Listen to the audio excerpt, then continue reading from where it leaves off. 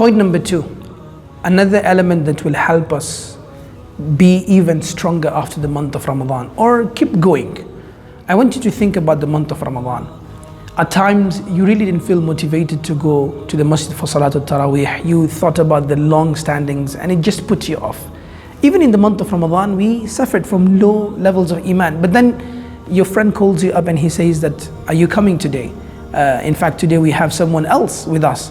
So the fact that your friends called you, or you knew that you will meet up with your friends, it kept you moving, it kept you going back and back again to the masjid in order to offer those lengthy prayers. That was the motivational factor, or the motivating factor rather. Friends. This is the second point that we need to understand.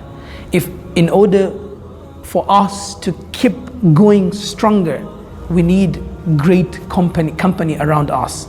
Make sure that your company after Ramadan is well filtered than before the month of Ramadan. Well filtered.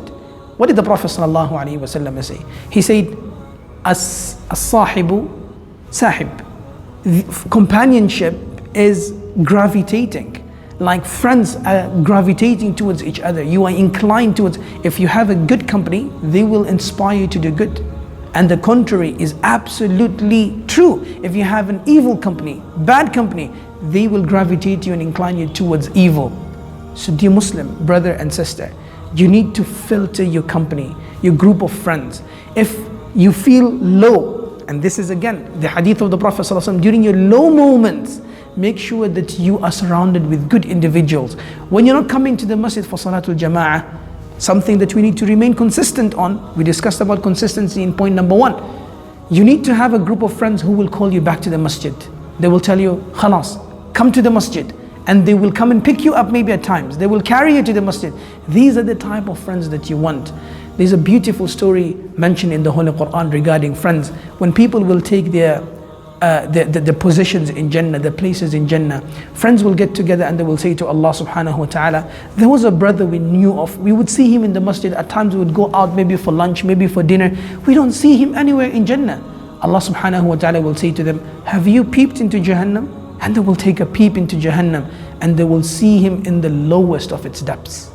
Allahu Akbar. This will move them aback and they will come to Allah subhanahu wa ta'ala and they will intercede on his behalf and they will say, Ya Allah, at times he would come to the masjid. He was a good brother. He had a good heart. He would do this, he would do that. Yes, he had actions that he slipped into and he dragged him into Jahannam. Ya Allah, forgive him. Allah subhanahu wa ta'ala will say to them, he is forgiven. Take him out and bring him into Jannah. And he will be brought into Jannah. At that moment, the disbelievers of Jahannam will let out a cry and they will say, فَمَا لَنَا مِنْ شَافِعِينَ وَلَا صَدِيقٍ حَمِيمٍ فَلَوْ أَنَّ لَنَا كَرَّةً فَنَكُونَ مِنَ الْمُؤْمِنِينَ. They will ask themselves, who interceded on his behalf? A parent? The Prophet ﷺ?